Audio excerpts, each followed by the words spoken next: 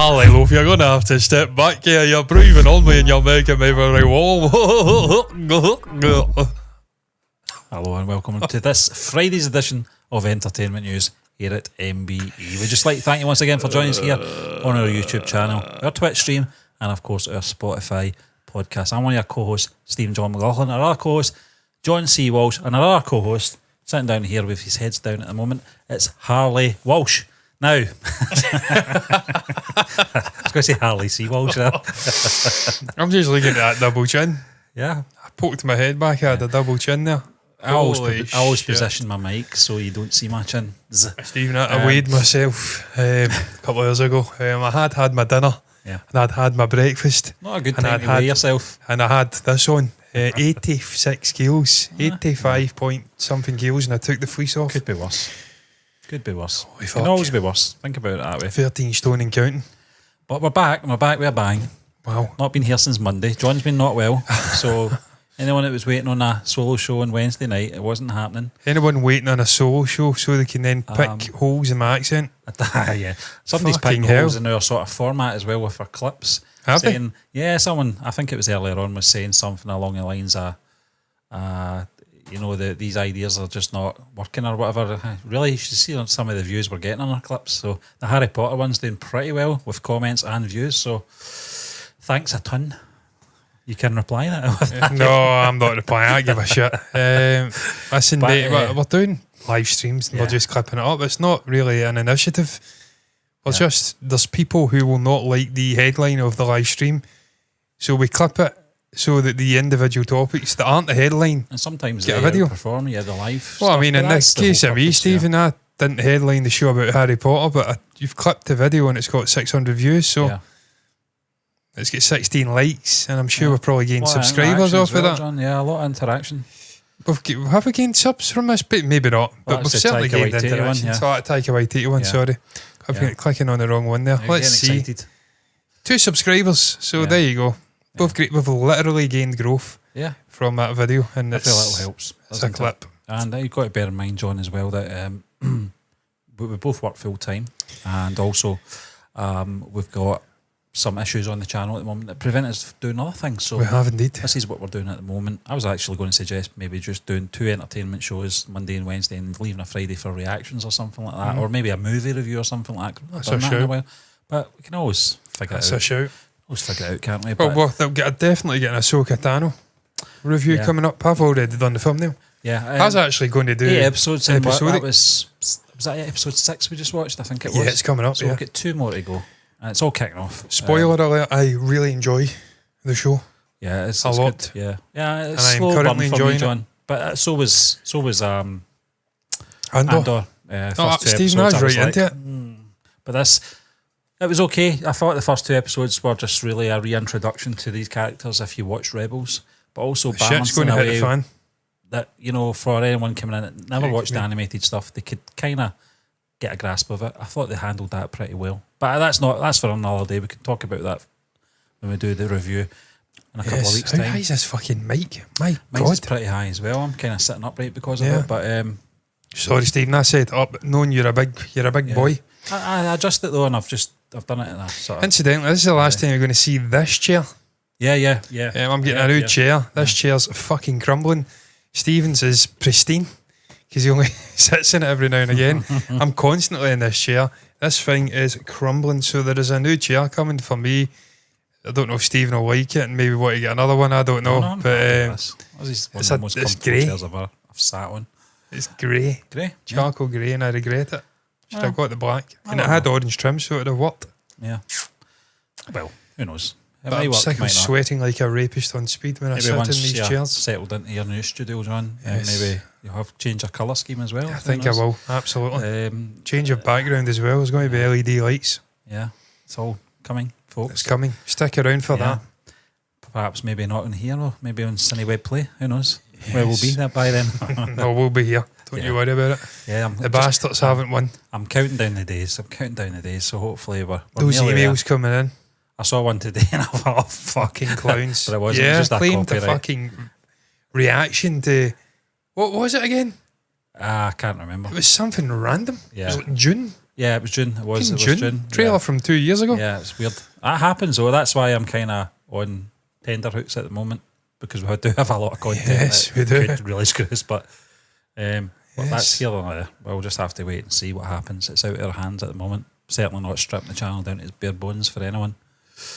I'm ready for going over to a certain place and committing murder. I will say one thing, John, in particular to a certain studio. I was considering pulling everything off that we've got promoting that studio off the channel. But then I thought, it's some good stuff though, regardless of the channel, the studio and what and the owner and what they do. Some of the stuff that we've done is quite memorable, enjoyable, but we'll just have to wait and see. We'll have to wait and see, John. But we'll talk about that. We'll talk about that when we're free to do what I want any old time. I was just listening to the Rolling Stones. Yeah. Angry. I really like that song. Is this the new I one? really like that song. Have you heard it? Not heard it yet, no. Really good, man. No. The guitar is tremendous. I've not even heard that new Ringo song that you were talking about a few weeks ago. Not bad as well, but the Stones one is actually really good. Yeah, I have to really good. I have to check it out. But we're talking about a film, John, that we've not really talked about. I think we might have mentioned it in our last show. We're talking about the brand new trailer. information for me. Yeah, and it's obviously Gareth Edwards' new film, The Creator. A fantastic trailer. I really like. I've not seen the trailer yet. The vibe to this. And I'm looking forward to it, John. But obviously, there is a massive quote in here which I will read. Look at that, and I'll try. That's fantastic. I like that. That's Rogue One vibes, isn't it? How good are the posters? It's the sort of grainy effect I like. That sort of just love this vibe. This sort of look, you can see right through that boy's head. It's like robot shit going on. I could put brilliant a mop pole through there. Anyway, spin him around. You spin me right, I'm spinning around. Yeah. Move out of my way. But anyway, use him as a fan. Yeah. Anyway, I think she was the same age as me when she sang that song. Was she? Yeah. Kylie, yeah. Fucking mad, isn't it? I see Neighbours is back. Is it? Yeah, it's back on some free channel now. Carol Kennedy's back, but Is he? yeah, he's getting nowhere else to go. Fucking still doing it. And Paul Robinson. Oh my god, spinning around. When was it out? 2001. 2000. She Was may it have been. 2000? Yeah. You know, she may have been younger than me. Oh, I don't know. There's a thought for you. She's 55 now. She was 32. Holy 32. fuck! Yeah, well, yeah. I'm now older than Kylie was when she sung that. Yeah. That's terrifying. Do you like Kylie? Yeah. Nah, not No, really yeah. a fan. No. Nah, pretty fucking beige, to be honest. Okay. Very small as well. I know you're a Her fan of sister's Star better. Wars, John. I know you're a fan of the Terminator franchise as well. So maybe perhaps The Creator is something down your street. Gareth Edwards, of course, directed Rogue One, as we just mentioned. And we know that Mr. Gilroy got a lot of credit for some of the decisions made in that film. But I don't think Gareth Edwards is a bad director or anything like that. But during an interview, an exclusive interview with Screen Rant for The Creator, Edwards discussed how he portrays the robot in the movie. He explained how they are different from those in the Terminator movies. Edwards also shared Edward. Edwards I wanna be Edward. also shared how and why he wanted the actor to lean into their own humanity, revealing that the robots think they're human. That's terrifying. That's the worst thing you could think of with AI, that they actually think they're real. That should be good, Stephen. That'd be the best possible circumstance where they think they're human. They fear they die because they fear things and they have consequences and they have potentially a conscience. I never thought about that. Whereas when they don't think they're human, they quickly think that we are disposable. Yeah, they're unstoppable. Yeah. They're like a Terminator. I've got your kids, Dan. I got your kids. But I don't care. I'll try and get through this as quickly as possible, John. Yes, this quote. this is very long. This is Gareth Good Edwards luck. saying this. I love the Terminator, and so you're standing on the shoulder of giants, right? We're making a film about AI, and so I think the thing I was really interested in doing that felt what we could bring to the table was how human everyone was. And what's funny is actors turn up on set and they've got to do a robot, and they're like, so the robot, how does it move? Does it talk like? No. Forget, you're not a robot, you're a human. They think they're human. It's a great way to sort of put that in the mindset I've of seen an this actor. done before and I'll get on to that. Yeah, pretend it is not a sci-fi movie, and by the end I stopped telling people if they were AI or not. I didn't want them to behave differently. I wanted it to be completely natural, and the great thing about Industrial Light and Magic is that we were able to wait until post-production and we didn't have those silly suits with all the dots, and so we could basically watch the movie and go make him a robot, make that person AI. And my favourite bit in the film are when there's a robot that's just smoking or just doing something, a little kid, or it's something that you'd see in a Terrence Malick film, but it's James Cameron. It's like two of them having a baby or something. That was the holy grail of what we're trying to achieve. Yeah, I mean, I think that's probably the sort of misconception a lot of actors get into if they're playing a robot, is to try and act robotic. Yeah. I think they're missing the point here, certainly with this film. And it's a good way of describing it. Don't think like a robot, think like a human. They think they're human, so just act normal. Well, I'm going to do my best here. I'm going to bring up hopefully the synopsis of this film and just get a sense of what it's about. If I'm right in saying it, as a future war between the human race and artificial intelligence rages on, ex-Special Forces agent Joshua is recruited to hunt down and kill the creator. The elusive architect of advanced AI, the creator has developed a mysterious weapon that has a power to end the war and all of mankind. So you've got this sort of warring us v them vibe. So, Stephen, right off the bat, what Gareth's saying there about the AI themselves thinking they are human, that muddies the water. It becomes a moral dilemma when you're trying to bring down this creator figure, the sort of brainchild of this advanced AI. What is this? It's a sort of moral conundrum when you start going after this guy and potentially wiping out these AI life forms when they themselves have achieved consciousness and are aware of their surroundings and believe themselves to be human. That's a great story in itself, and it's only aided when you do deliver this message to the actors that they are to be as human as possible, be natural, don't try and be a robot. And Stephen, what I was going to say is, we've seen this done before. Rutger Hauer, Blade Runner, The Replicants. Mm-hmm. This fight for sort of autonomy, fight for the right to party, had to do it, right to live, and be given an equal sort of existence to humans. Yeah. That was what they were trying to achieve. There was violence on their mind, with the aim being to have autonomy. Also, they don't succeed, and you get that incredible sort of monologue from Rutger's character. I forget his name. About tears, the memories disappearing like tears in the rain. An unbelievable scene. Yeah. And that's what he seems to be exploring here. That was explored 40 years ago in Blade Runner.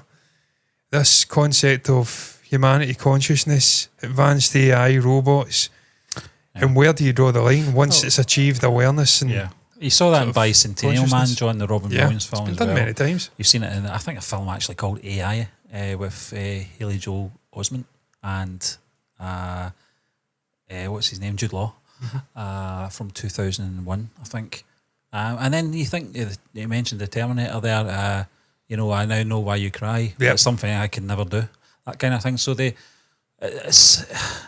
those are the meaningful sort of themes that you get in those type of films that I think add weight and emotion, to something that could be very 2D and very hollow.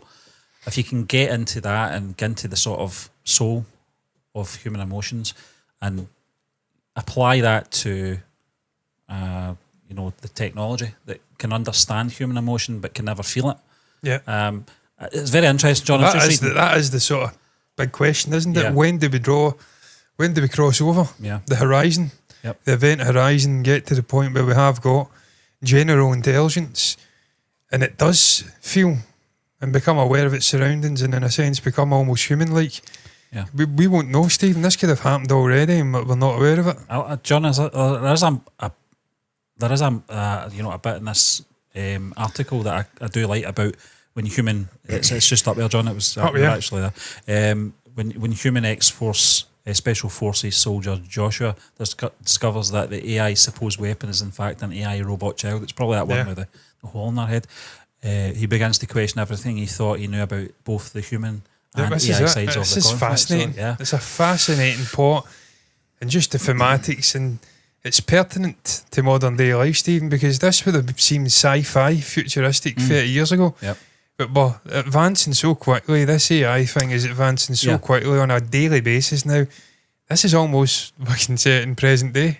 It's not, because it's not a fight for survival yet. I think the understanding of it is, and you mentioned this when we were talking about AI music. Yeah. Part of music is it's in the soul. It's, it feeds off your emotions because that person that's writing that and singing that song has felt what they're writing about. When you do that through AI, it loses something. It loses the emotion, you know, and are we getting that close to... Don't get me wrong, John, there's some good AI stuff out there that we've seen, and I think it was maybe New, the Paul McCartney song, where they brought Lennon in to sing part of the verse. And I thought, oh my God, that sounds incredible, you know, but I've got to tell myself it's not him. It's not really him. But it doesn't mean that you can't connect with it, you know. So I think we're getting very close to that stage now, where you're conflicted, you know. But this has the potential, this story, to be an Oscar-winning movie if it's done correctly, with how it's blending into modern day life, how relevant it is to advancements in AI. The cast, the director, I think deserves it, Stephen, because he's had a lot of stick over the years. Certainly his involvement in Rogue One. For me, it's the best Star Wars movie outside of Return of the Jedi. Yeah. You could argue Revenge of the Sith's got its moments, but for me, Rogue One is the best Star Wars movie outside the original trilogy. How much of that's down to Gareth Edwards and how much of it's down to Tony Gilroy's cuts is up for debate. But certainly he brainchilded, well, he didn't, it was some fucking guy, wasn't it? John Knoll, Yeah, he came up with the concept, but Gareth took it on, created a script, and with help from Tony Gilroy, delivered a brilliant movie. I think the war sort of side of it was Gilroy. I think that's where he specialises in, the sort of ground zero troops, human emotion in war. And wiping them out at the end. Yeah, but I mean, the large chunk of it, you could tell was a Gareth Edwards film, you know, and you could tell that he's got a certain style, and you can see it in the trailer, John. Once you see the trailer, you know this. I can see kind of Rogue One vibes off this. So even the posters, Stephen, I've got the posters here. The posters are sublime. Yeah.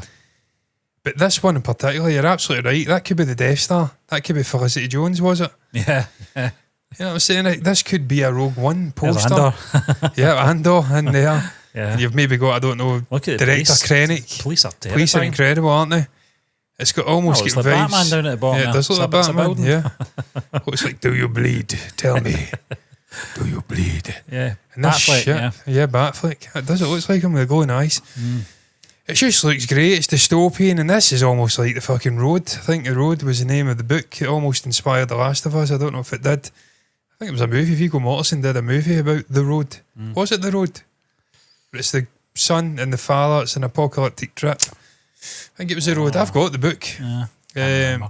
It's almost like that, where it's strange bedfellows, this little AI child who's almost a weapon, the tool that could end humanity, standing side by side with the guy that's tasked with bringing him down. That is just an incredible concept, Stephen. It's like what he says, the Terminator 2, he bonds with John Connor. This was a robot sent back to kill Connor originally, and now it's been reformulated, whatever. It's been switched around. It's actually the kid now. I think that makes it even more emotional, John. That's crazy. They're almost taking the plot of T2 and subverting it. Yeah. But then it is different. I like the way that he's drawn comparisons to Terminator, though it isn't like the Terminator. He's not shying away from it, saying, this is nothing like the Terminator. It's different. You know, it's different. It's a more human story.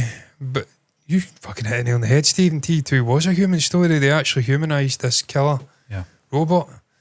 And it was, what a performance from Arnold Schwarzenegger, a guy who up to that point wasn't really renowned for delivering nuanced sort of drama, human performances, albeit in an action movie. He was. Yeah, that's what it's missing from that franchise, John. They've never really went back to the human. It's all action. Yeah. It's all special effects and using a sort of template of the first two films and just keep regurgitating the same thing. Yeah, I mean, they tried Salvation. They tried it. They tried the human emotional side of it, but it just didn't click. It was some great moments in it. Sam Lovington character actually not knowing he's a robot. Yeah. And saving John Connor. That was, again, sort of playing in that. Bridging the sort of, I don't know, the moral conundrum of what makes a human, what makes consciousness. It's something that's been getting dabbled with for a long time with humanity. We've all searched for meaning in life. What does it mean? What's the meaning of the universe, of life, of consciousness? What happens after we die? This is something that's been getting dabbled with for a long time. You've got that famous book that actually inspired Blade Runner. What is it? The Dream of Electric Sheep or something like that? It's something along those lines. Yeah. It's something that's always been at the forefront of humans' thoughts, of AI and sort of intelligence, and if we do create this, will they be like us? Will they wipe us out? It's just something, and again, it's fucking more prominent now. So I think he's capturing the zeitgeist here with this AI thing, with this movie. And how do you feel about the cast, John? Cast is great for what I've seen, Steve. Just this guy front and centre. I love this guy, John David Washington. What an actor, what a personality. Also the son of Denzel. Yeah. He's never going to be as good as his father, because that's impossible. The apple doesn't fall far, does it? But he is tremendously talented, and I want to see this guy getting more big leading roles, because he's still young. He's only 39. He's got a long, distinguished career ahead of him. Yeah. So you put this guy in a movie, I'm already there, because we know he's a big physical presence and he can do action, because he did it with Tenet, but we also know he's much more than that. He's not just an action actor. Yeah. He's got some cerebral stuff going on. He's a proper thespian. I like John, there's a scene in Tenet that I like. It's probably very under the radar. It's the scene where he's in the restaurant with Michael Caine. I fucking love it. They're just talking about suits, and Michael Caine knows that obviously he's not wearing an expensive suit. Just great dialogue between two great actors, a veteran and I don't want to say a newcomer, but obviously in comparison to Michael in that scene, Michael Caine. Yeah, he was kind of slurring his words and stuff like that. I was actually getting concerned, but he's an older man now. Yeah, John, I do want to see the Great Escapist. I think it looks tremendous. Great Escapist. Yeah, it's I think it's going to be his last film as well. All right, I've not heard of this again. Steve, you're more in the money than me. I've not got a clue. Just passed away not that long. Glenda Jackson. All right, yeah. Is in it as well. That's not it. No. That's definitely not it. If I did an S on, I didn't tell him to put an S on. I'll just search up Michael Caine. Yeah, Michael Caine. Michael Caine. My name is Michael Caine. Not a lot of people know that. Is really? It the Great Escapist, or am I tripping? I don't know, Stephen. I'm going to find out in a moment, because I'm going to go into IMDb and find out up and coming. The Great Escaper. Sorry. Yeah, the Great Now Escaper. You See Me 3. You've seen the last two of them, haven't you? Now You See Me. Yeah. That's the magician one, isn't it? I did a double whammy review on that, yeah. That was okay. Yeah. Glenda Jackson, her last film. It's just listen, we'll watch the trailer after we do the show. That's a really good concept, that. Yeah, that's cool as fuck. It's quite an emotional Heinrich trailer. But I like things like that, and I love Michael Caine. Jackson. Jackson, I says it though. Glenda Jackson. Jackson. There was a former MP for the Labour Party. Yeah. When they were the Labour Party. Not now, when they're red Tories. The bastards are there. Yeah, I'm looking forward to it, John. I think Tricia and I are going to see this film next week at some point. Hopefully. It's definitely one for the big screen, I think. Yeah. But I'm looking forward to it. It looks a spectacle with a human story. What is this, a creator? The creator, yeah. This comes out next week? Yeah. Wow. I think it's out. This has flew under the radar for me, this movie. John, completely. I think it has, because crazy, man. It was Tricia, who's my wife, had said to me, and John's sister, had said, have you seen this new, it's like a sort of Terminator type world? And I went, no, I don't know anything about this. She said it's Denzel Washington's son. I was like, all right. As soon as she said that, I was like, oh, I'm on this. So what is this? And I was looking for the trailer, found it, watched it, went, this looks good. I like the look of this. Yeah. It's not just your average sci-fi movie or anything like that. I don't think Gareth Edwards or any of these guys in the cast would attach themselves to these high caliber actors. They attach themselves to just the Creator, a Z-list sci-fi film. It does look good. It looks high quality in terms of story writing. I'm just desperately trying to find out who's doing the cinematography and the actual the score. Well, the score is your Hans Zimmer. Hans Zimmer. Yeah, it just works, doesn't it, for him? Greg Fraser and Odin Soffer. Let's have a little look here and see what they've done roll before. Off the tongue. June. Wow. Rogue One, the Batman. So very esteemed. Yeah, very good. Very. CV and this geezer has done completely different films from that. But yeah, I've not heard of him. So we'll just go off of Greg. Yeah. It's Greg Fraser. Worked with him before, Stephen, and esteemed. I mean, he's done Mary Magdalene. That was underrated, that film. I feel that's harsh giving that 5.9. I remember when that came out, I watched that because there was a furore. Is that we call it? Furore. Episodes of the Mandalorian as well. Vice as well. Vice, another great movie. That's some CV this guy's got. Lime was another good one. Yeah. He's the captain. Yep. So that's not the one I'm thinking about. That's a shot. That's not the one I'm thinking about. Taika Waititi starred in that. I'm thinking about Tom Hanks. Tom Hanks, yeah. One about the Somalian pirates. Captain Phillips. And then you had Captain Fantastic as well, I think, which was...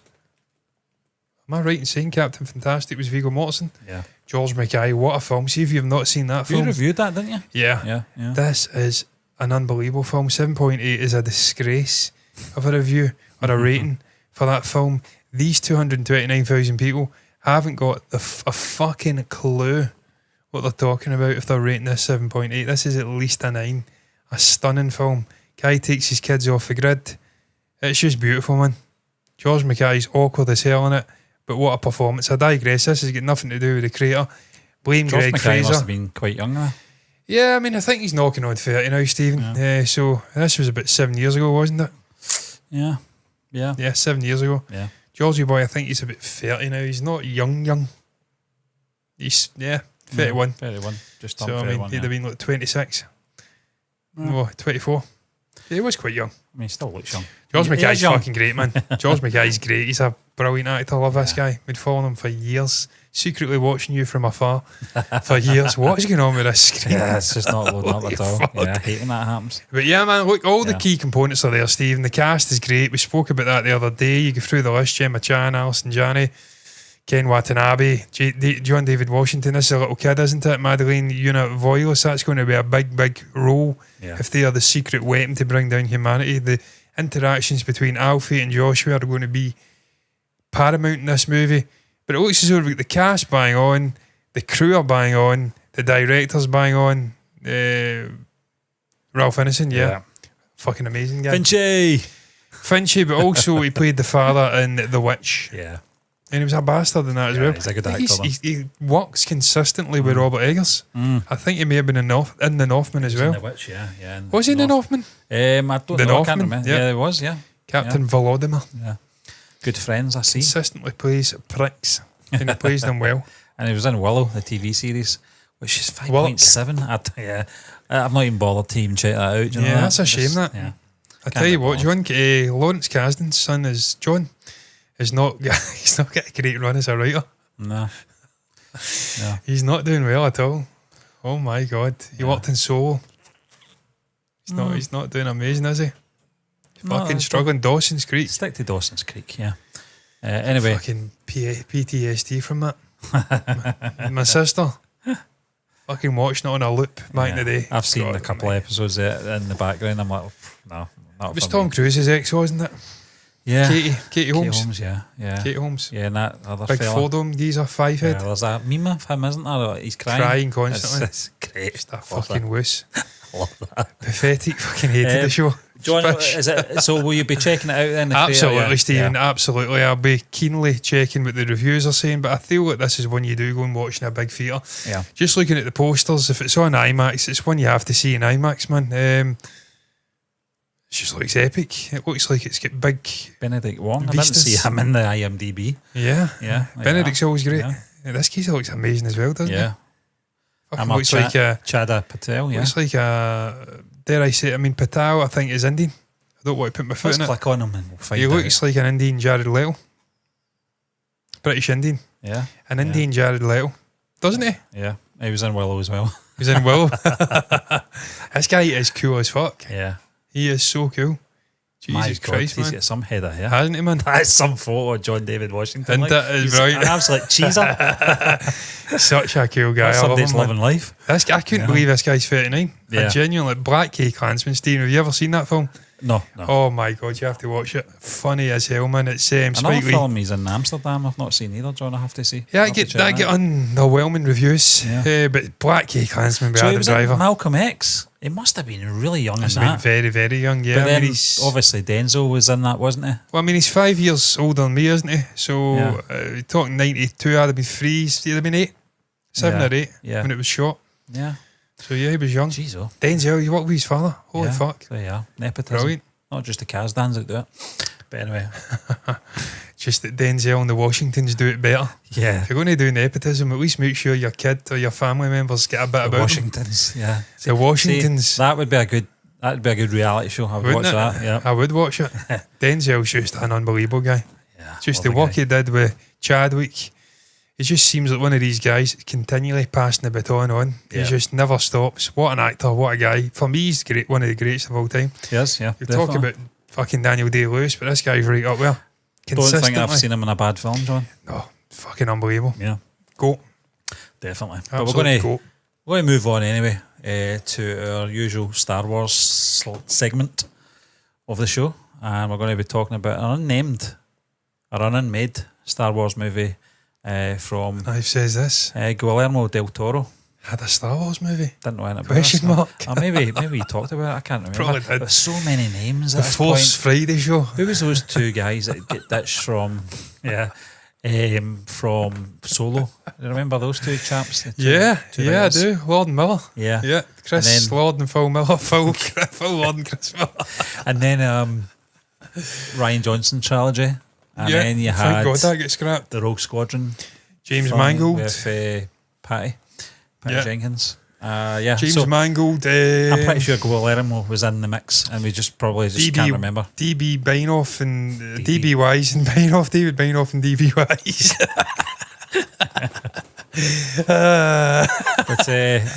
But Guillermo del Toro. Part of Joe Manganiello's D&D. Game. Yeah. He's revealed what his unmade Star Wars movie was about, along with new details as to what it would have entailed. There have been many Star Wars movies scrapped in the recent past, and in part because of Lucasfilm's pivot to streaming. Guillermo del Toro was one of the many who were ready to take on a movie in the franchise just for that idea to get lost in history. Now years after its early development, he made that decision. Details are emerging about the Star Wars movie that could have been, and speaking to Josh Horowitz, David Goyer discusses writing the Star Wars movie that Toro was set to direct. He shares that there was not only a cool script but also cool artwork to go with it, revealing just how far the idea made it through the process before it was ultimately scrapped. This has been confirmed to be true by Guillermo del Toro himself, who shares even more details on his X account. He mentioned the letters J and BB, both of which point towards none other than Jabba the Hutt himself. And there is the Boba tweet. Fett. And is BB Boba? No? Well, Boba. He's just missing a couple of vowels there, isn't he? This is the first time Toro has mentioned wanting to bring Jabba into the spotlight. Back in 2015, he said that he wanted to make a Jabba the Hutt movie in the style of The Godfather, which would have given the iconic Tatooine Daimo a brand new edge. I don't know how that would have worked. It would have to have been a prequel, because obviously he was killed by Leia, in the strangled. Most unceremonious manner. He deserved it. He was a sexual kick out of that. He's a weirdo. He deserved to die. The big fucking slug. Fat. You're dead. Pan-breed, as we like to say here. Pan-bred. Dead. It's not just the Cockneys who do a bit of rhyming slang. Us Glaswegians also do it as well. Stephen, this should have been very interesting. Obviously, Jabba, as a name, doesn't have enough gravitas about him to actually justify a movie in his own right. He just doesn't. He's not a big enough name. Most people who are aware of Star Wars know who Jabba the Hutt is, I would fucking hope, because he was a big part throughout both the proper Star Wars trilogies, not that fan fiction shit that Disney put out, which doesn't exist in my mind. It ends at Return of the Jedi and then it picks up after with Mandalorian. I mean, the TV stuff's fine, but that sequel trilogy, fuck it, get it in the bin. Rogue One's fine, it can stay. We'll just cherry pick. That's what I'm saying. Most people know who Jabba is, but I don't think you'd have a queue of people sort of queuing at a theatre nearby, any theatre, any sort of screen, to watch a Jabba the Hutt movie. I don't think he's got enough gravitas. But the actual concept of criminal underbelly, underworld, which we're now seeing explored to some extent in these TV shows, is an interesting concept. It's something I'd like to see, and that era does have a bit about it. That sort of prequel era, the rise of the Hutts, all these nefarious characters, the infamous Bib Fortuna, Salacious B. Crumb, how did he get in cahoots with Jabba? How did they get this palace? There's just so much mythology, levels, lore, and there's something about that gritty underbelly of the Star Wars universe that's very attractive. All the bounty hunters, Bosk, Boba Fett, or Bubba Fett, as Tamura Morrison likes to call him. Tell you something, his nostrils used to bother me. They're uneven. Yeah, they are uneven. Really does my head I in. like that, Stephen, because that's something right out of Young Man. I always forget his fucking name, I don't know why. Young Man that worked at ILM. Adam Savage. He loves this shit. He preaches about it. He does runs over models, sort of dirtying them and making them look battered and bruised and giving them character. No living thing on the earth is perfectly symmetrical. We've all got our impurities, our faults, our sort of asymmetric stuff going on in our face and in our bodies and stuff like that. So that gives it character, I think. Bit like Johnny Cash's nose in the sort of later days. Yeah, it just adds character. It gives you the sense that this could be a living, breathing thing. Yeah. As grotesque and horrific as that may seem. Yeah, I'm with you, John. I don't think it would have worked as a central character, but I think perhaps maybe as a sort of centre of this universe, Jabba the Hutt, the movie would have worked with him sort of puppeteering other characters, if you know what I mean.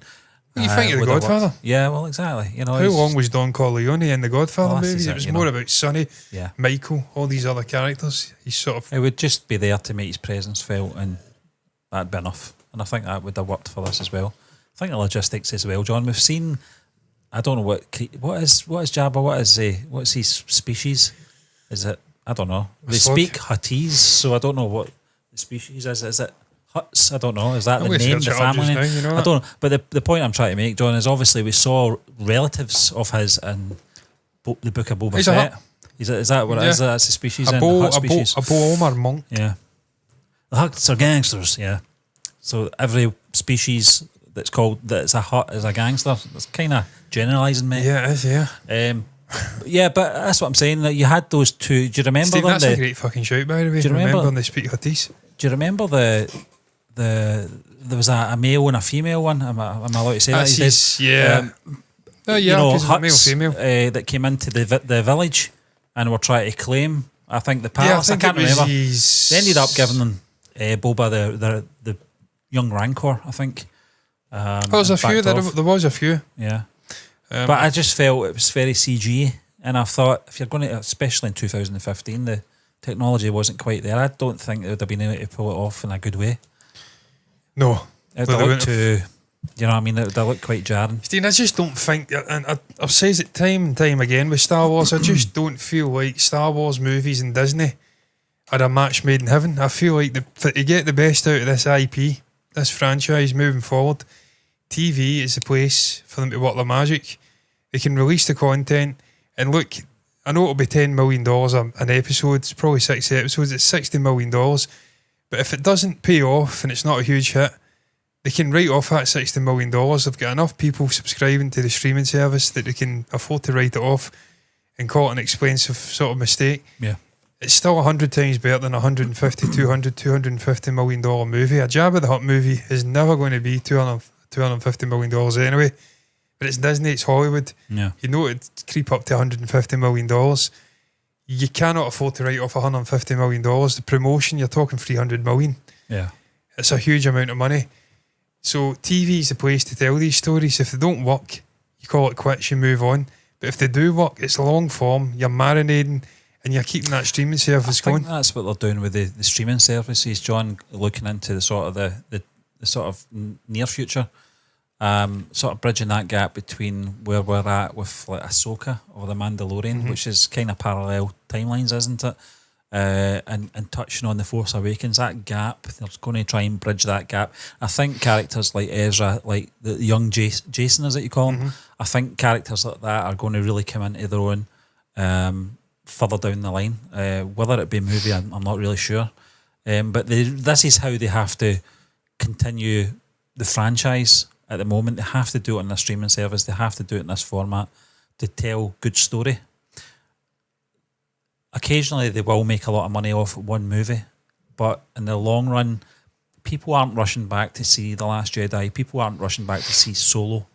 You know, Rogue One's probably the most rewatched movie. I'm probably guaranteeing is, it. It's the one I've rewatched the most. And not Revenge of the Sith, The Rise of Skywalker. The Rise of Skywalker. It's just, we've watched it once. I've not been back ever. I'm never going back to see it again. I don't think they can take that gamble with sort of standalone films. I get that there was a template in place back in 2015.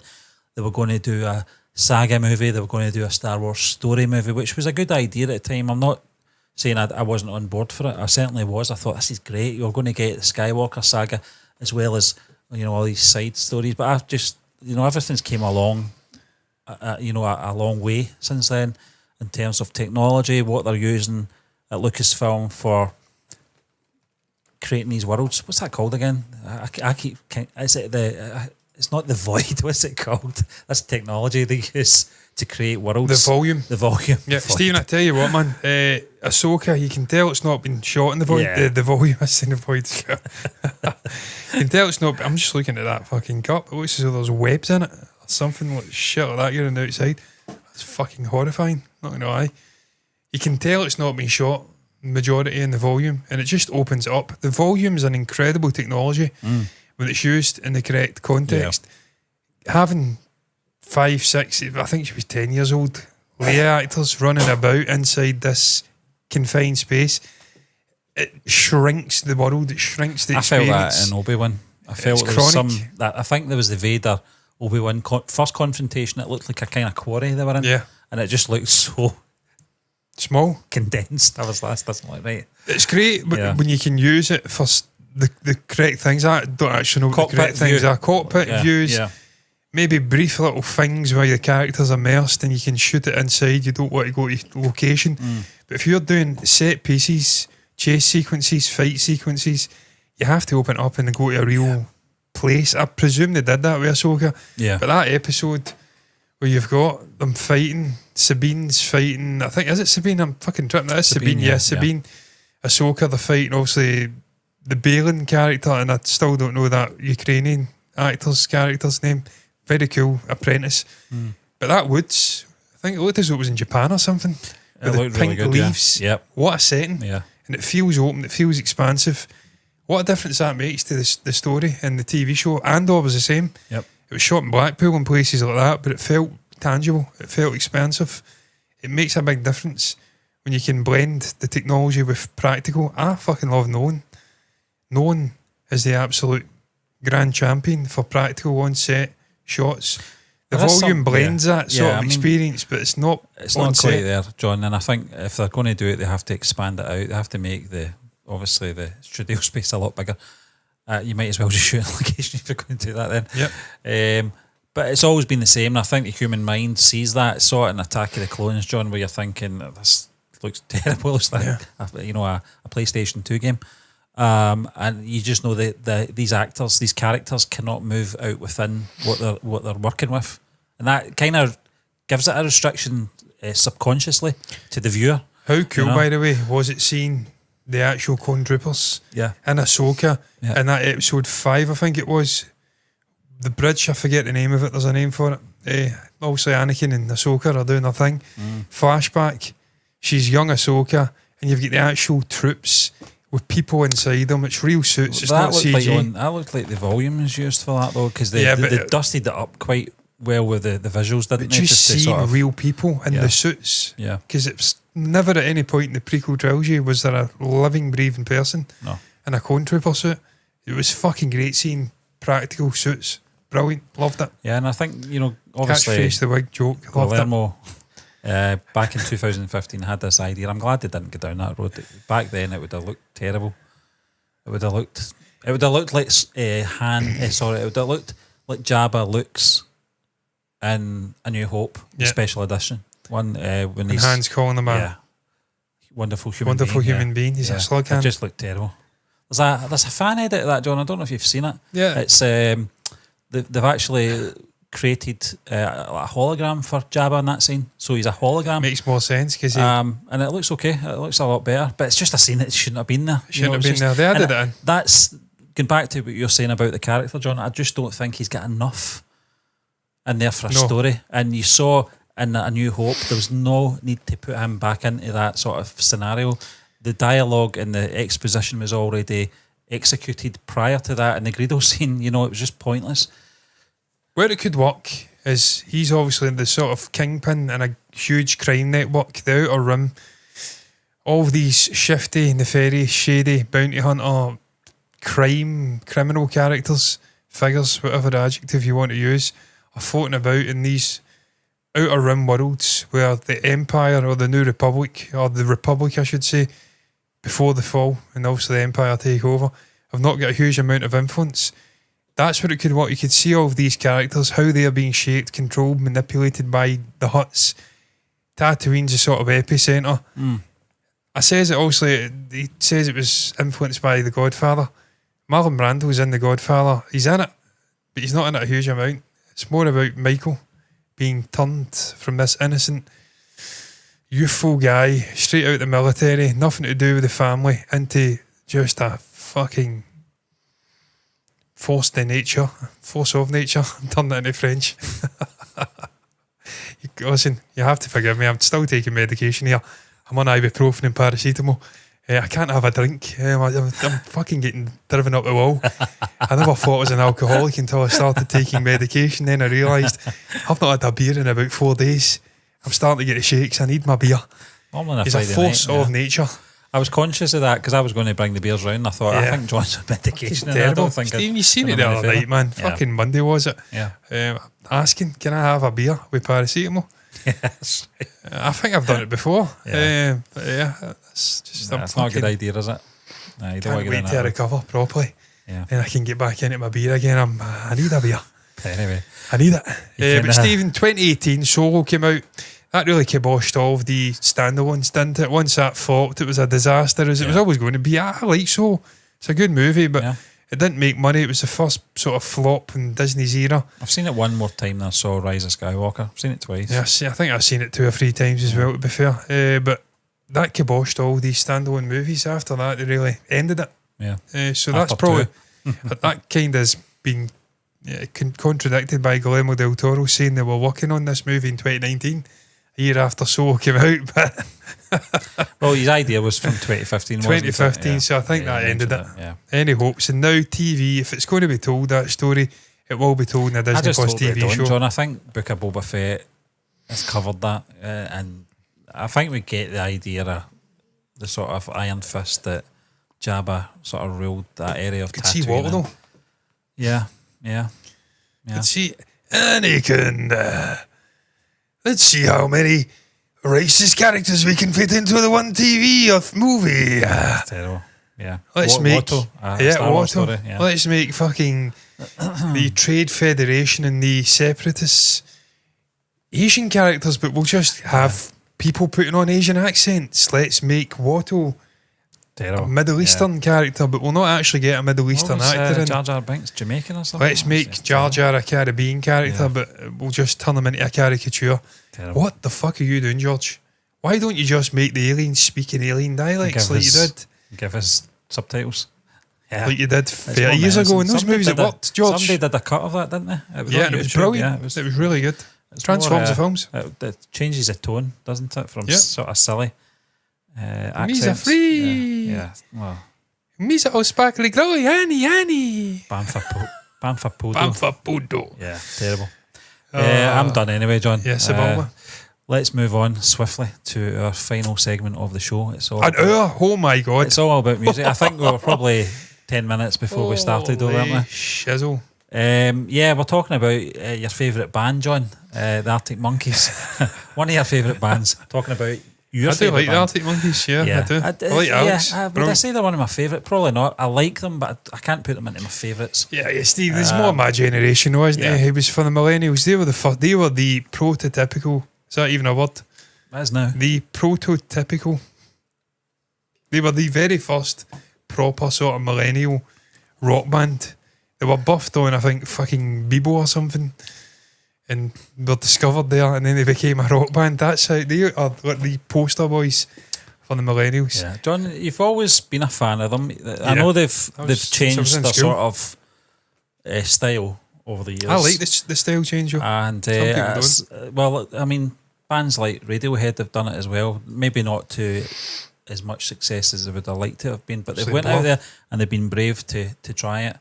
And some bands just don't get away with it. But don't get me wrong, when he sings these older songs and he's singing it in this crooner fucking Tony Bennett voice. Yeah. Like Mardy Bum. Now then, Mardy Bum.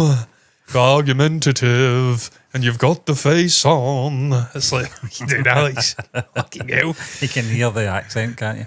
Argumentative. Well, Alex Turner, obviously the lead singer of the Arctic Monkeys, he was speaking to Uncut, and he named In My Life as his personal favourite Beatles track, recalling his parents' love for the song. It's a great choice, Alex. I've always loved that tune. I think it might be my mum and dad's favourite Beatles tune too. It's got the harmonium solo on it with George Martin playing. I think that's the best bit about the song. Yeah. Obviously John Lennon singing, which was fantastic. And it was a great song, great lyrics as well, very meaningful, certainly for him. Who was it that asked him to do that song, Stephen? Somebody asked him to write a song that had real meaning, almost biographical, and he went and penned it, didn't he? Could have been Paul, I'm not sure. And then Paul done Penny Lane. Yeah. Well, Paul did Penny Lane after Strawberry Fields, didn't he? Did he? Maybe I'm talking shit then. Yeah, In My Life was 66. Well, yeah, but it came out in 66, didn't it? But am I getting it mixed up with Strawberry Fields then? I don't think I am. I think there's definitely a story about John having a conversation and someone saying, why don't you write a song about your upbringing in Liverpool or whatever? And he wrote that. When he wrote it, I think he was young when he wrote it though. I think he was pretty young, so I'm not sure. I don't know who was in his life at that point when he wrote it, or he came up with the concept. I'm not really sure. It may be Strawberry Fields, because that makes sense, because Paul obviously fucking... Mr. And Mrs. Turner have got good taste, I will say that, if that's one of their favourite Beatles tunes, because it is one of my favourites. Though In My Life wins the race for Turner's favourite Beatles song, the band's collective favourite is taken from the iconic self-titled White Album, The Beatles it's actually called. Released in 1968, Turner admits that Happiness is a Warm Gun is probably our favourite Beatles tune as a band. I get that. John, good choice. And we talk about Happiness as a Warm Gun in terms of Lennon's vocal range from start to finish is phenomenal, and it's the example I always use when I get into arguments with people saying that he didn't have range. Like, give us peace. Go and listen to Happiness as a Warm Gun. Ones before that I can prove the point on, but that's the one that stands out for me. What was the outtake where he was taking the piss? Was it Maxwell Silverhammer? Bang, bang, Maxwell Silverhammer. Yeah, he can go really low and he could go really high. Very low. He did a fantastic range. He wasn't Paul McCartney good, but he was very good. He also asked the question that he answered himself, and do I prefer Lennon to McCartney? And he says, yeah, that goes without saying. I was watching that Give Me Some Truth film the other day when he's playing that tune that's supposed to be about McCartney, How Do You Sleep? He plays it on the piano to George Harrison. He actually plays it on the guitar. Yeah. And it's like he's growling. It's mad to look at that and think that's where it went. Well, that's what happens with bands, especially when they're sort of... He may have been on the piano initially, and then when they recorded, he was on the casino. Yeah. Yeah, he was. Because he'd done the whole reggae thing. Yeah, he was into his reggae at that point. I think that's when he was introducing the song to George at first. I don't think George was very comfortable doing it. I think, fuck, the cameras are on. I love this bit though, Stephen. Comes up afterwards, because this is one of my favourite moments in that documentary. He's sitting having. They're talking about the Beatles around the table, Beatle-led. Is it that bit? Sitting having like breakfast or lunch, and they're taking the piss out of the whole number thing. 10 in Sweden or something. So have you like seen any of the Beatles from one Beatle to another? Probably to them it did get to be a joke. I bet they'd always take the piss out of it. Yeah, I think so. I think 100%. It became quite a common thing to ask him when he's getting back together. It was the other one, wasn't it? Yeah. But that's one of my favourite scenes as well. I just love that documentary period. I just wish there was more stuff like that done with all the Beatles. And then Lennon winking to the camera. I love that. I just love the flying the wall vibe and just getting to see this guy, warts and all. Because this is why I go after people when they say, oh, he's presented as an angel-like figure. Well, John didn't present himself as an angel-like figure, fuckface. John was very open about his life, about his troubles. He was doing scream therapy. He fucking guy was a drug addict. A very open person. He had issues. He admitted his faults.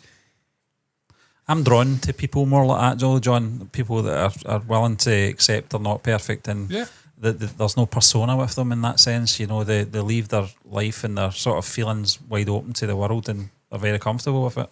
Well, it'd have to be to obviously do that photo shoot that he did with Yoko with the Daily Mail and or whatever it was. Ringo says, yeah. I see you've got the Daily Mail in there. As if he's wasn't there. But Stephen, the documentary is great for that, because it does show you that side of Lennon, and obviously he's getting flying off. I do laugh when he says that, and we're very shy people. Very shy. But and then you're just letting everyone see your tackle. Okay, John, I believe you, my man. Yes, I was. I pulled back. It was like that restraint I had at McDonald's on Monday when I was getting told to speak to Just Eat. I got my meals, by the way. I got my meals. It's Ringo saying, yeah, John, why are you doing this? You gotta understand that the rest of us have got to deal with this when you do things like this. All you got to do is pick up the phone ring. Why don't you come on the cover with us, Ringo? Richard, are you worried? Have you got a little Willy Winky there? Have you got an Nuremberger? Because that's the German equivalent of a Willy Winky. If you don't know what a Willy Winky is, it's a type of sausage. It's a very small baby sausage, often fed to young kids. And it was a fun favourite of mine's back in the day. I'm talking about sausages, Stephen. Edible food items here. Anyone that goes off piste and thinks about other things has got a very dirty mind. I have to stress, I'm talking about edible items here. Yeah. And you know what? How did we get this? I'll go as far as to search up Willy Winkies. I'm concerned it's going to come up. There we go. There they are. Yeah. They were tremendous. Is this on screen? This is on screen. Yeah. Okay. They were very, very, very, very good. They were obviously 100% fucking sodium. They were very, very good. I went off, Stephen. It was me. I took us off piste by talking about this documentary, my love of it, and how it shows Lennon, warts and all, when he's going off one about the guy changing the reel mid-song. Do you get Alex Turner though? Oh, absolutely. Alex Turner, why he's sort of more drawn to John Lennon. Stephen, we spoke about it. Lennon is more rock and roll. It's why the likes of Liam Gallagher are drawn to John Lennon. He's got a growl about him. He's got that effortlessness. Even going back to the sort of Beatlemania time, 1965-ish. He's got the suit on. He's strumming the guitar. He's chewing the gum. The sunglasses on. He's playing the fucking keyboard with his elbow in front of 60,000 people. That's John Lennon. That's leading man John Lennon. Speaking gibberish to the sky. Speaking gibberish to the sky. Yeah. This guy shaped and inspired so many people. Generations now. Multiple generations of people. Absolutely, I can understand why Alex Turner is preferring John Lennon. Paul is renowned for writing granny music, let's be honest. It's fucking great granny music, but it's granny music. It's just not quite get the bite of John Lennon's work. It's brilliant on a melodical level.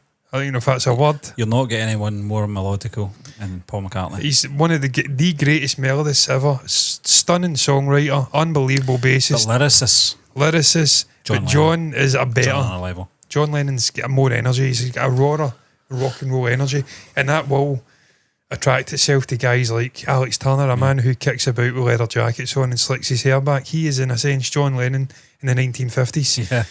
Right now, obviously he's doing suits now and he's doing his Tony Bennett phase, but he'll come out of it and get back to the leather jackets and the slick back hair, and he'll be as cool as fuck. As for the choice of songs, Stephen, I mean, I love In My Life, I really do. It's one of my favourites. I keep saying it. That era's my favourite Beatles era. It changes. But the mid-era, when they're starting to experiment, they're bringing in different guitars. They're just wearing the suede jackets. They're slicking the hair across. They're rebelling a little bit. Yeah. They're exploring different styles of music. You remember that sort of Beatles journey that most people go on if they're interested in the Beatles, where you work your way through the albums and the singles, sort of... I would say, and obviously, in order. Yeah, most twist people and shout and stuff like that. And you get to that point in Rubber Soul, and you're like, Jesus, just look at them. You just look at them a year before that, and Help or whatever. Just sonically, Stephen, the music has changed. Yeah, just their mindsets and everything. just the experimentation with different instruments and sort of broaden their horizons. In My Life, although it's got it's simplistic lyrics, it's John Lennon looking back on his life, and I do think there's a lot of sort of remembering Stuart Sutcliffe in there, his mother, people like that, that passed away, and he had a lot of life experience before even the Beatles kicked off. Yeah. So that's why I believe he did write this song when he was young, which makes it even more astounding. I can understand why Alex Turner is drawn to a song like that, and just how open someone can be about, writing lyrics like that at that time as well, which was very unusual, I think, for people to do that. Normally it would be about a girl, or it would be about they did that as well. a third person character and stuff like that. But to write a song like that is quite bold. It's very bold, it's very open. Yeah. Eleanor Rigby. Who the fuck are these people? James. Rocky Raccoon. Who are they? Rocky Raccoon. I mean, Lennon did it as well. Let's not fucking give him a bye. Mustard, yeah. Oh, Sexy Sadie. Was about Maharishi. Fucking Maharishi. That wasn't a third person. no, but he's putting a female name on it. Sexy Sadie. I think that was for George, wasn't it? I think he was protecting George. I don't know why he was protecting George. George says he wasn't sure. I love that line. Incidentally, when George isn't sure, then I don't know. What was that on? Was that Anthology? I think it was Anthology. They really put that in Anthology? I don't know if it did. You know that it may have been. Was it perhaps maybe that interview with Jan Wenner from the Rolling Stone? I think it was. Yeah. Because it was more open. I love that though. I love that. A good. Yeah, I asked George's thoughts and he wasn't sure. I'm like, there must be fucking something in it. Just love it. Love it, man. Just love the fact that we're all fucking bailing everywhere. And he writes this song. What a song it is, by the way. Yeah, it's a very good song, yeah. And that's that era as well, Stephen, that the band, the Arctic Monkeys have picked out. Happiness is a Warm Gun, one of my favourites. Love it. Love the double entendre. It's almost, he says it's about a hunting magazine. It was in the studio, he sung about it. Fucking about heroin, let's be honest. It was about heroin. Happiness is a Warm Gun. Just oozing of. Perhaps maybe the title was from the magazine, but I think he's definitely about the story behind it was definitely. Just it's a good title. Man, it's nonsense as well, Steve. Let's be honest. She's well acquainted with the touch of a velvet hand, like a lizard on a window pane. I feel my finger on your trigger. Yeah. A man in a Mac with multicoloured mirrors in his hobnail boots, lying with his hands while his eyes are busy working overtime. It's just soap impression, of his wife, which she ate and donated to the National Trust. It's gibberish, but it's just fucking great. And the instruments are unbelievable. And it's dense, man. I just love the you've got rhythm vocals, shit going on, you've got the bass going on, and his vocals, as you said, Stephen, I need a fix because I'm going down. And then it goes up to happiness. I can't do it. It's fantastic. You go on a journey in that song. The song is epic.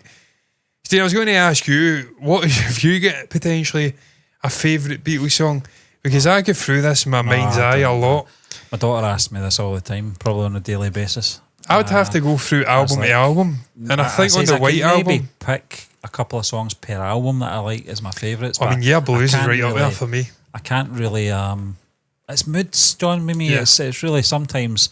I'll have a notion just to get through the White Album, and songs like Happiness is a Warm Gun I'll play over and over and over again.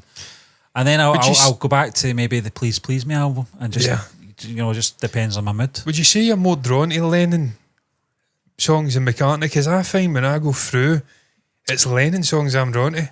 Yeah, of course, yeah. I don't know if I'm biased, because I do prefer John Lennon. I'm not going to lie, I do. I'm a Lennon fan, but it's not to say I'm an anti-Paul McCartney fan. I love Paul as well, but I because do prefer I can John. listen to She's Leaving Home, but I know that John Lennon had input in the vocals and probably some of the lyrics in that song, but it's predominantly a Paul song. Yeah. But there's something about that song that's really emotional, and trying to sing along with that at times, you kind of get choked up singing it if you're paying attention to the lyrics and sort of understanding the story behind it. It's just a great song. Here, There, Everywhere. Love that as well. For No One. I love those Paul. That's where Paul excels in those type of songs. Those almost ballady. I just think he's the best at doing them. And that's not to say that John Lennon can't write a good ballad. Julia was a fantastic song. There's other ones, but I'm more drawn to John Lennon songs. I think John sang the most Beatles songs. You've got to remember that as well, in their whole catalogue. And predominantly probably the first 4 or 5 years he sung the most songs, and then I just think of Please Please Me. Anna Go With Him's my favourite song off of that. It should be a short standing there, but for me it's Anna Go With Him. I love it. Just the echoes, love that, the fact there's echoes in that mix. Giles will go back and try and take that out, and he has to refrain from it, because that's what gives it character. This boy's fantastic. I just think all the albums, man, and I'm always drawn to Lennon songs. I think of the White Album, it's all Lennon songs. Yeah Blues, Happiness is a Warm Gun, Glass Onion, Revolution, One. I think all the other ones, man, it's the only one album that I can think of I'm drawn to Macca songs. I'm So Tired. I'm So Tired is another one. Yeah, just brilliant lyrics. I mean, probably Sgt. Pepper's is Macca. For me, that's his album.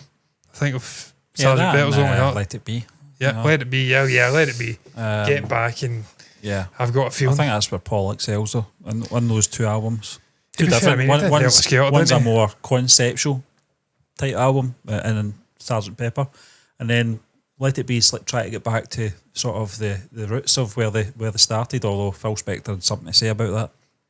That's where he was trying to take that, steal that album. But Just trying to think if I could pick a favourite Beatles song. I don't have a favourite one, John. I don't have a favourite one. I like I Am the Walrus. It's another sort of crazy song that just I have a notion for every now and again. I'm just trying to think if there's a pure Beatles song that stands out. Onion. Is there something that just fucking it captures everything about the Beatles? I don't know. You've Got to Hide Your Love on Me. I think that's a cracking song. See, Paperback Writer, man. Paperback Writer. It's got a nice everything. The rhythm. It's got a nice drive to it as well, hasn't it? It's got a kind of an aggression. It's got the beat. It's got the incredible bass from Paul. And obviously the B side, the flip side. I mean, that's a Paul song, isn't it? Yeah. Paperback Writer. So I just contradicted myself. Was that double A? It was Rain. Rain was a yeah. Was that double A? What a fucking what a double A that is. Yeah, I love that. I love Rain as well. Love that. That's that era again, though. Yeah. That's that Rubber Soul era again. Yeah. 65, 66, 65, isn't it? 66? 65. Yeah. Just something about that era. Yeah, you're just going from Help into Rubber Soul. Stephen, we're going off in tangents here, but you mentioned Lennon changing and them experimenting. Just year to year, the look's transformed again and again and again and again. How I Won the War, he changes his hair. Macca, they're growing facial hair out, they're changing. The songs are changing, the instruments are changing.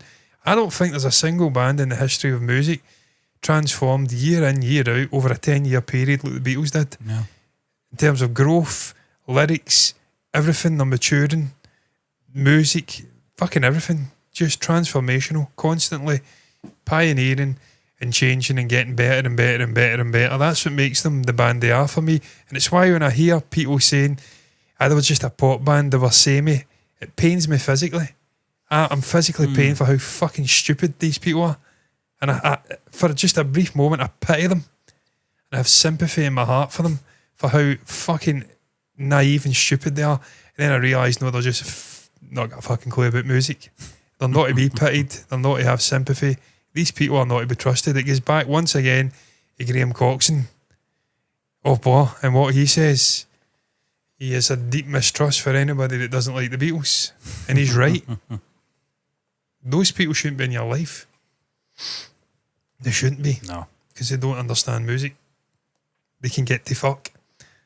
Right now, my dog likes the Beatles. He's sensible. I digress. I'll end on that note. No. Alex, doesn't surprise me Alex Turner likes the Beatles. Doesn't surprise me Arctic Monkeys like the Beatles. They're like the Beatles, but poorer. Try to transform, try to do things and evolve. I like their new shit, man. I like this crooner shit, Tranquility Base Hotel and Casino, Marg speaking. Love all that stuff. Don't forget a Mirrorball, I think that's the other one. Mirrorball, you've got, God, what was the other one? The Car, I think that's the name of it. Body Paint, love that. Sounds like Elton John, sounds like the Beatles, sounds like everything. Totally different from those first two albums. They have went on a journey as well. They've matured. And fair play to them. What a band the Arctic Monkeys are. What a fucking guy Alex Turner is. Miles Teller, is that the other one? Is it? I think it is. Maybe an actor. I'm thinking of Miles Kane. All right. Miles Kane? Yeah, Miles Teller's Whiplash. Miles Kane. Yeah. What a guitarist, man. Listen to 505. I think that's the name of the song. I'm going back to 505. Listen to the guitar on that. Miles Kane. Oh my God. What a guitarist. What a guy. I digress. What a video. What a video. What is your thoughts on the creator and its director, as they have called him, Gareth Edwards, coming out and giving some context, extra details about the robots in it, the AI beings, saying they're not like the Terminator, they think they are human. Are you looking forward to the creator? Are you looking forward to the story about AI and humanity warring and the concept of consciousness, perhaps, the thematics underneath it, the undercurrent that's going to be explored? Are you looking forward to it? Share your thoughts down below about that. Thoughts on Guillermo del Toro's Jabba the Hutt Star Wars movie that was never to be. Should it be? Should it be rebuffed as a concept on a TV show? Or do you agree with us that it's better left in the sort of dunes of Tatooine to be forgotten evermore? What's your thoughts on Wee Willy Winkies? What's your thoughts on Wee Willy Winkies? Have you tried them? Have you tried the Frankfurter equivalents? Because I tell you what, I have. I went through a phase where I was buying delicatessen German sausages from a fucking place in London, and I was spending an unbelievable amount of money. Try to get a heart attack. An unbelievable amount of money on German sausages. And you know what? I came through that journey, and the most ironic thing, I don't even know if this is ironic or this is an Alaina Morrissey thing. Again, well, Morissette, I don't know how you say her name, I never could. I don't really care about her. Taylor Hawkins was her drummer, that's the only fucking thing I care about. The Foo Fighters took him, and the rest was history. She was history. She's history. German sausages, and I discovered that an Austrian sausage is actually the best of all. Kaiserkraner. Now, if you've never heard of that, there's another thing to go and search up. Pork, 90% pork sausage with cheese through it. A fucking Austrian bun. You will never find a greater source of happiness than what you will find in this bun with that cheesy motherfucking Austrian sausage. You YouTube channel called Sausage Boy.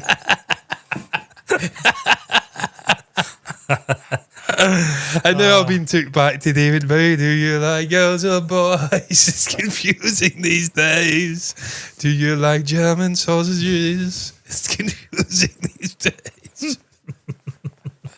He was in Berlin, wasn't he? Maybe he liked the German sausage. I don't know. What's your thoughts on Arctic Monkeys? Did he like the German sausage? Yes, I think he did. Let's be honest, David was very out there, and fair play to him. Arctic Monkeys, Alex Turner's reviewed his favourite Beatles song. Anything you feel compelled to share can be put down below in the comment section. That's the place to put your thoughts. Like the video if you've enjoyed it, subscribe to the channel with the bell icon to get notifications straight to your eyeballs. Same thing over on Twitch, follow button, notifications button over there. Like the episode, follow us on Spotify podcast. All that's left to be said is until the next time, me, Stephen, are done. Thank you and bye-bye.